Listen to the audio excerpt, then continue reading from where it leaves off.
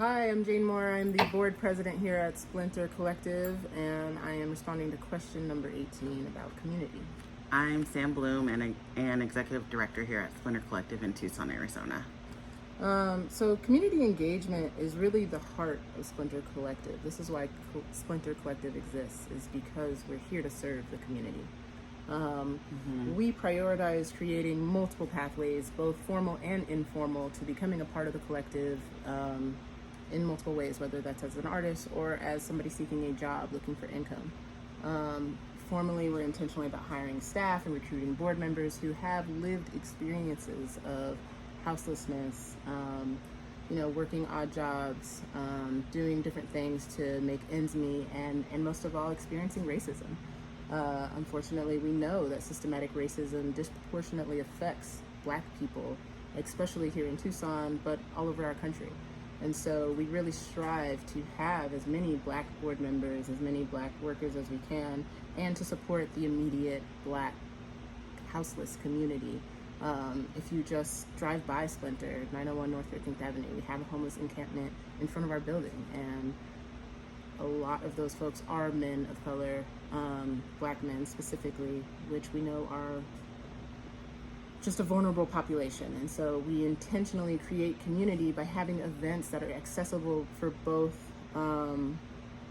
houseless people in the community and non-houseless people in the community. We make all of our events sliding scale intentionally, with most of the time free entry for people of color. We always try to feed the people of color at our events for free.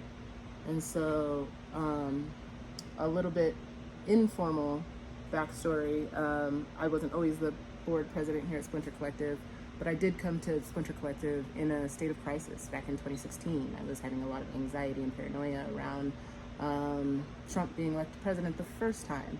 I was also a single parent at the time. I was also doing odd jobs to make ends meet. And I, most of all, needed housing security. And Nat, the other executive director here at Splinter Collective, offered me a place to stay, offered support in my educational goals, helped me attain my master's degree. I'm now a special education teacher for Tucson Unified School District.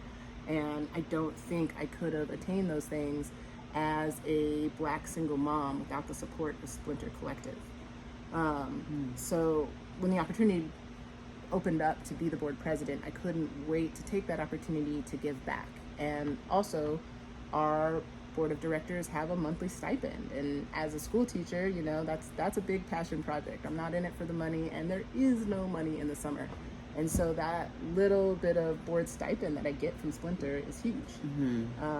That really helps me and my kids get through the summer, and we advertise that to other members of the community. There's also monthly member meetings where anybody is welcome. You can be a member, you can be a non-member. You don't have to be paying to be a member. And so at members meetings, we try to prioritize check-ins. We first and foremost want everybody to feel seen, want everybody to feel human. And we know that people of color, Black people in our community, aren't always treated as such. And so that's Splinter's main mission, is to say, hey, we see you, we have the resources, we want to help you out.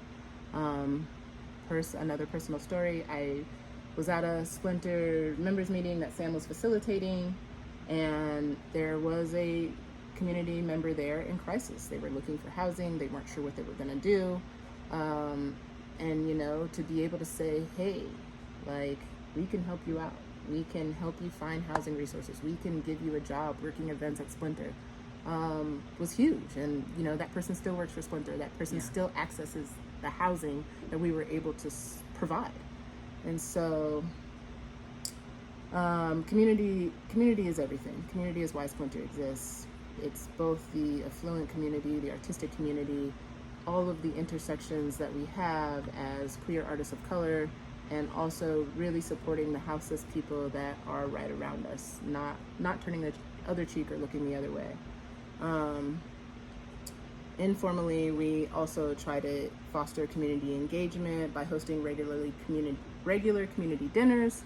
We're working on a passion project of putting a garden next to the free store, so we could then use that fresh food to serve at our community dinners that are, again, open to everybody, open to the community, especially our POC houseless community and anyone in need.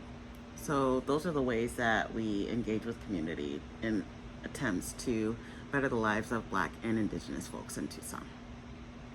Thanks for listening.